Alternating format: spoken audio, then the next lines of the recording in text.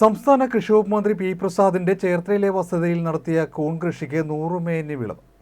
കൃഷി വകുപ്പ് മന്ത്രി പി പ്രസാദിന്റെ ചേർത്തലയിലെ വസതിയിൽ കൂൺ വിളവെടുപ്പ് നടന്നു. മന്ത്രി വീടിന്റെ മുൻവശം പ്രത്യേകം തയ്യാറാക്കിയ ഷെഡിലാണ് കൂൺ കൃഷി നടത്തുന്നത്. ചിപ്പിക്കൂണാണ് മുഖ്യമായും കൃഷി ചെയ്തത്. നിലവിൽ 500 ബെഡാണ് കൃഷി ചെയ്തത്.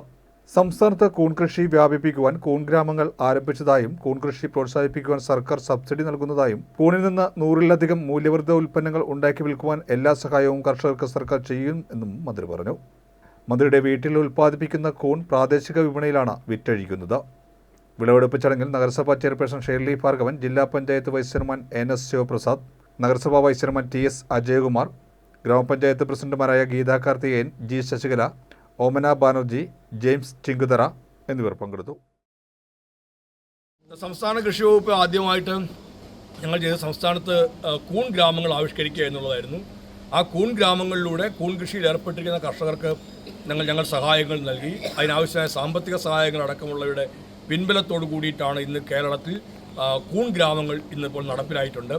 ആ കൂൺ ഗ്രാമങ്ങളിലൂടെ ഉൽപ്പാദിപ്പിക്കുന്ന ഉൽപ്പന്നങ്ങളുടെ മൂല്യവർദ്ധിത ഉൽപ്പന്നങ്ങൾ എങ്ങനെയെന്നുള്ള കാര്യത്തിൽ ഉൾപ്പെടെ നമ്മൾ അതിനുള്ള ക്ലാസ്സുകളെല്ലാം നൽകിയിട്ടുണ്ട്. അപ്പോൾ മെച്ചപ്പെട്ട തരത്തിലേക്ക് കൂൺ ഗ്രാമങ്ങളുടെ ഭാഗമായി 100 കണക്കിന് കർഷകർ ഇന്ന് അവരുടെ വരുമാനത്തിൻ്റെ നല്ലവണ്ണം വരുമാനത്തിൽ വർധനമുണ്ടാക്കി മുമ്പോട്ടേക്ക് പോകുന്നുണ്ട്. അത് നമ്മുടെ ഈ കരപ്പുറത്തിൻ്റെ മണ്ണിൽ തന്നെ ഒരുപാട് അനുഭവങ്ങൾ ഈ കാര്യത്തിലുണ്ട്. സംസ്ഥാന ഗവൺമെൻറ് കർഷകരെ സോളനിലാണ് ഇന്ത്യയിൽ ഏറ്റവും പ്രധാനപ്പെട്ട ഇതിൻ്റെ കേന്ദ്രമുള്ളത്, റിസർച്ച് സെൻറ്റർ ഉൾപ്പെടെയുള്ളത്. സോളനിലേക്ക് ഞങ്ങൾ തന്നെ 5 കർഷകരെ ആദ്യം അയക്കുകയുണ്ടായി. അവരോട് പോയി പരിശീലനം നേടി. കൂൺ ഗ്രാമങ്ങൾ അതിൻ്റെ തുടർച്ചയായിട്ടാണ് കേരളത്തിൽ ആവിഷ്കരിച്ച് നടപ്പിലാക്കിയത്. ഇനിയും ഒരു സംഘം ആൾക്കാരെ RCCയിലെ ഡോക്ടർമാർ, ആരോഗ്യ മേഖലയിലെ ഡോക്ടർമാർ, കാർഷിക സർവകലാശാലയുടെ വിദഗ്ധർ, കർഷകർ എന്നിവരടങ്ങുന്ന ഒരു സംഘത്തെ ഹിമാചൽ പ്രദേശിലെ സോളനിലേക്ക് അയക്കാൻ നിശ്ചയിച്ചിരുന്നതാണ്. എന്നാൽ തുടർച്ചയായി ഉണ്ടാകുന്ന മഴയും മണ്ണിടിച്ചിലും ഹിമാചലിലേക്കുള്ള യാത്രയ്ക്കൊരു ബുദ്ധിമുട്ടായി മാറിയിരിക്കുന്ന ഒരു സാഹചര്യം ഇപ്പോഴുണ്ട്. അവിടുത്തെ കാലാവസ്ഥയെല്ലാം ഒന്ന് മെച്ചപ്പെട്ട് വന്നാൽ യാത്രയെ അങ്ങോട്ട് പോകുന്നതിൽ വലിയ പ്രയാസങ്ങളില്ല എന്ന് കണ്ടെത്തിയാൽ തീർച്ചയായിട്ടും ഈ സംഘത്തെ അവിടേക്ക് അയക്കുന്നതാണ്.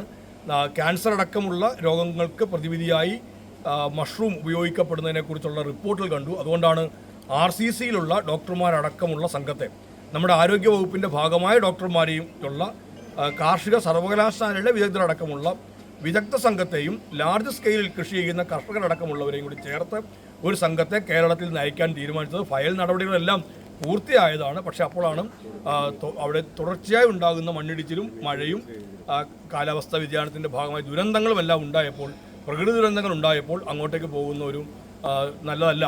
തന്നെ അവിടുത്തെ സീസണിൻ്റെ കാര്യം കൂടി ഉണ്ടായിരുന്നു. ഞങ്ങൾ നിശ്ചയിക്കുമ്പോൾ സീസണിൻ്റെ പ്രശ്നമുണ്ടായെന്ന് ആദ്യം അവിടെ അറിയിപ്പ് വന്നതുകൊണ്ട് സീസണിൽ തന്നെ പോകാമെന്ന് വിചാരിച്ചു. ഹിമാചൽ പ്രദേശിലെ സോളനാണ് ഇക്കാര്യത്തിൽ ഇന്ത്യയിൽ ഏറ്റവും പ്രധാനപ്പെട്ട കേന്ദ്രം.